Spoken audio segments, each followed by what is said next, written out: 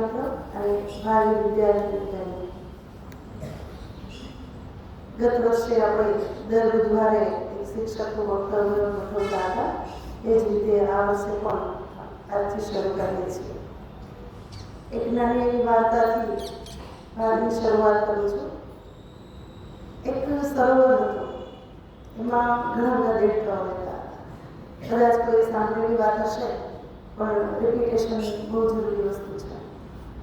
ઘણા બધા દેડકાઓ રહેતા હતા અને કિલ્લોલ કરતા, મસ્તી કરતા, આનંદથી રહેતા હતા. ક્યારેક ક્યારેક હરીફાઈ પણ ગોઠવતા હતા. એ સરોવરની વચ્ચે એક થાંભલો હતો.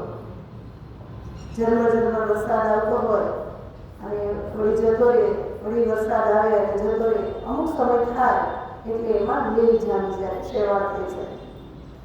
તો એ શેવાળ થયેલા થાંભલાની ઉપર ચડવાની હરીફાઈ કરવાનું નક્કી થયું.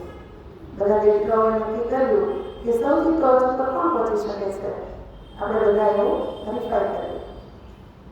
બધા દેડકાઓએ ખૂબ મહેનત કરી. કોઈ થોડે પહોંચે, લપસીને પડી જાય. એક પછી એક દેડકાઓ ચાલુ રહ્યા.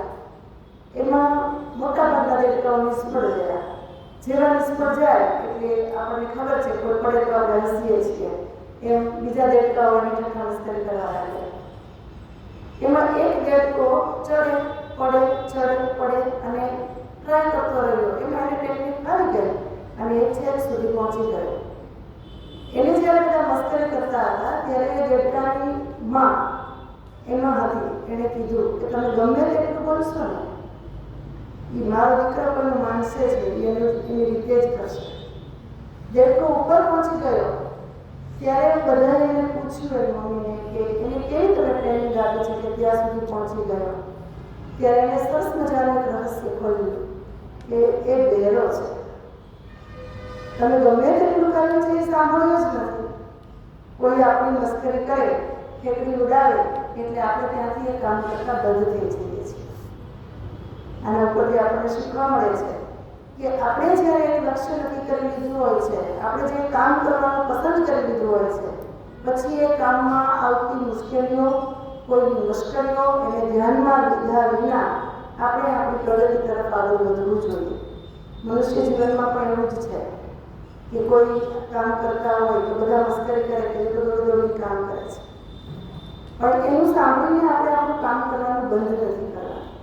આપણે એક પ્રગતિ માટે જે નક્કી કરેલું છે એ ધ્યેય સુધી પહોંચવા માટેના પ્રયત્નો ચાલુ રાખવાના છે. Try at last you will succeed.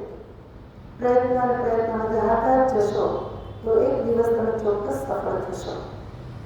આપણા જીવનમાં આપણે આ એક વાતને ધ્યાનમાં રાખી અને ક્યારેય પણ કોઈ મસ્કરી કરતા હોય, કોઈ મજાક ઉડાવતા હોય અથવા તો કામ ન કરીએ એના માટે આપણને રોકતા હોય, બહાના બતાવતા હોય, ત્યારે આપણે તરત આ દેડકાની વાત ઉપરથી સંદેશ મેળવીશું કે આપણે આપણું કામ કરતું રહેવાનું છે.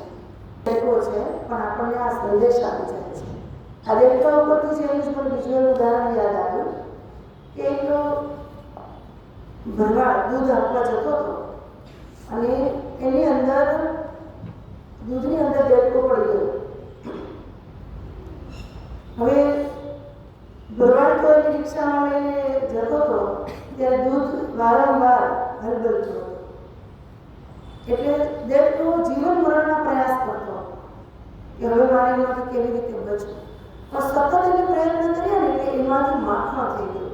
પ્રયત્ન કરીએ જેમ દૂધને આપણે વલોવીએ, છાશને વલોવીને માખણ થાય, એમ દૂધની અંદર એ મલાઈ હોય એ ઉપર તરી આવે. હંમેશા જીવનમાં એ જ છે, પ્રેમ હોય એ જ ઉપર આવે, બાકી બધા એમ જ રહે. તો દેડકાએ સતત પોતાના પગ હલાવ્યા એટલે એક માખણના પિંડા જેવું થયું અને દેડકો એની પર ચડી ગયો. તો જીવનમાં સંઘર્ષ કરતો રહ્યો એટલે ટકી રહ્યો. આપણને આ પણ એમાંથી શીખ મળે છે. Thank you.